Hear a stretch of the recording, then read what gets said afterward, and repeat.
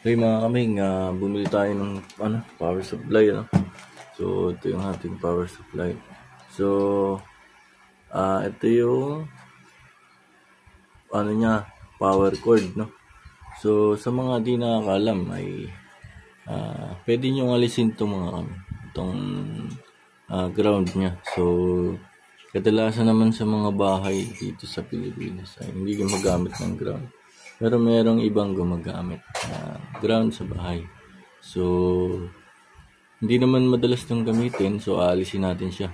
So para maisaksak nyo sa mga saksakan na yung dalawahan lang, so para masaksak nyo ay so bumibili pa ng ganito. Yan, ito yung adapter, yan, para maging dalawa siya.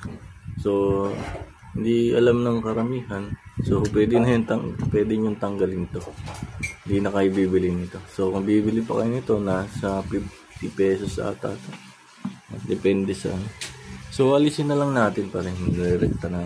So kuha lang kayo ng long nose, then i-test nyo lang yung matanggal siya. So yan, tanggal na siya. So wala naman yung magiging epekto kasi ground lang naman yan, hindi naman yan masisira. So ang kailangan lang naman kasi dyan talaga ito.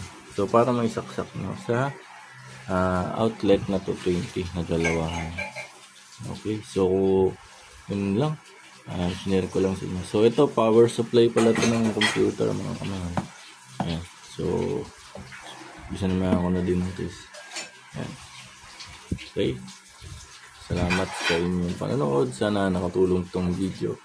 Nagkaroon kayo ng idea about sa plug, pwede palang alisin mo na.